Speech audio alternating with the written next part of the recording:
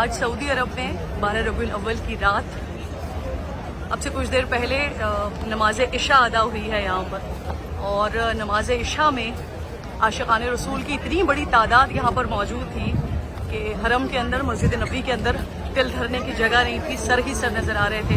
اور اس وقت بھی ایسا ہی منظر ہے. میں اس وقت دروازے پر موجود ہوں اور یہاں سے آپ کو صرف نظر آ رہا ہوگا کہ عاشقان رسول سر ہی سر ان کے نظر آ رہے ہیں جو آقا علیہ الصلوۃ والسلام کو صلاۃ والسلام پیش کرنے کے لیے آئے ہیں. پچھلے سال مسجد نبوی میں ریکارڈ ٹوٹا تھا، 15 لاکھ لوگوں سے زیادہ تعداد تھی مسجد نبوی میں 12 ربیع الاول کے دن، جو کہ حج کی تعداد سے زیادہ تھی. یعنی حج میں جو مکمل تعداد ہوتی ہے وہ 1.6 ملین ٹو 1.8 ملین ہوتی ہے. مکمل حج کے دوران جو مسلمانوں کی تعداد کاؤنٹ کی جاتی ہے. لیکن پچھلے سال یعنی 2024 جب میں یہاں پر موجود تھی تو ایسے ہی حال تھا، اور پھر اس کے بعد یہ ریکارڈ بنا تھا کہ ایک ساتھ 15 لاکھ سے زیادہ لوگوں نے صلاۃ والسلام پیش کیا، آقا علیہ الصلوۃ والسلام کی یوم ولادت کو منایا. اور اس سال بھی اسی طرح کا منظر ہے.